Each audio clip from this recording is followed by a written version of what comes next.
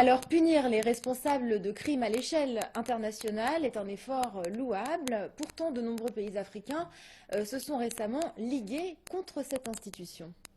Oui, tout à fait, et notamment lors des derniers sommets de l'Union africaine dont on a beaucoup entendu parler cette fois-ci. Alors pour se faire une idée du ton qui a été employé lors de ces différentes occasions par les dirigeants africains contre la Cour pénale internationale, voici exactement ce qu'ils ont dit. Commençons par le Premier ministre d'Éthiopie. La CPI, pour lui, mène une sorte, je cite, de chasse raciale en ne poursuivant que des Africains. Le président du Kenya, Uhuru Kenyatta, a affirmé, lui, que la Cour pénale internationale n'était plus le lieu de la justice, mais le jouet des pouvoirs impérialistes en déclin. Vous avez également le président de la Guinée, Alpha Condé, qui a affirmé « Je constate comme tout le monde que, curieusement, la CPI ne poursuit que des Africains, comme s'ils étaient plus criminogènes que les autres ». Paul Kagame, président rwandais, affirme à son tour « Ce monde est divisé en catégories. Il y a des gens qui ont le pouvoir d'utiliser la justice internationale ou le droit international pour juger les autres, mais ils ne se les appliquent pas. » Et enfin, vous avez Teodoro Obiang, président équato-guinéen, qui affirme, lui, je le crie haut et fort, que les États africains membres se retirent de la Cour pénale internationale qui ne juge que les Africains. Alors, ces accusations sont-elles justifiées ? Alors ces accusations graves, hein, comme on vient de le voir quand même, puisqu'elles évoquent des questions quelquefois raciales, eh bien incitent quand même à constater que depuis qu'elle est opérationnelle, cette Cour pénale internationale, elle a ouvert des enquêtes dans 8 pays.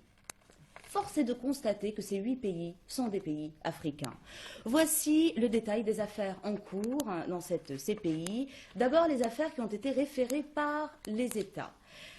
République démocratique du Congo, Ouganda, République centrafricaine ou bien encore le Mali.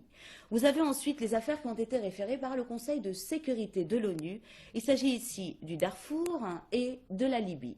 Vous avez ensuite les affaires qui ont été ouvertes à l'initiative du procureur comme il en a le droit. Là, vous avez le Kenya et la Côte d'Ivoire. Alors, à quand remonte la cassure entre l'Afrique et la CPI ? Cela remonte à l'année 2009, plus exactement aux mandats d'arrêt qui ont visé le président Omar al-Bashir, c'était le président soudanais, accusé de crimes de masse au Darfour. À ce moment-là, l'Union africaine avait réellement pris ses distances vis-à-vis de la CPI en appelant ses membres à coopérer avec cette organisation à la carte, c'est-à-dire comme ils le veulent, en ne respectant pas toutes ces exigences. Les pays arabes, il faut le dire, avaient également pris leur distance vis-à-vis de la CPI à ce moment-là. La deuxième cassure, elle a eu lieu en 2010, elle se poursuit jusqu'à aujourd'hui et elle concerne, elle, le Kenya, le président Uhuru Kenyatta, qui a été inquiété après les élections de 2007, où l'on avait assisté à des violences au Kenya. Le procès de Kenyatta devrait commencer normalement ce mois de novembre. Le but pour l'Union africaine, c'est d'obtenir la suspension de cette affaire auprès du Conseil de sécurité de l'ONU. Comment peut-on expliquer que seuls des dirigeants africains soient inculpés ? Alors, écoutez, pour beaucoup d'Africains actuellement, il est intéressant de lire la presse africaine pour bien comprendre les colères qui grondent là-bas. Eh bien, les Occidentaux, pour eux, utilisent la CPI comme une continuité de leur politique en Afrique. Alors, vous avez le cas kényan où l'adversaire soutenu par les Occidentaux n'a jamais été inquiété. Même chose en Côte d'Ivoire. Les dysfonctionnements, par ailleurs, sont criants, puisque la procureure, eh bien, elle s'est vue reprocher par la chambre préliminaire de la Cour pénale internationale de n'avoir fondé ses poursuites à l'égard de l'ancien président ivoirien Laurent Gbagbo que sur des oui-dire. Donc, c'est ce constat qui domine en Afrique.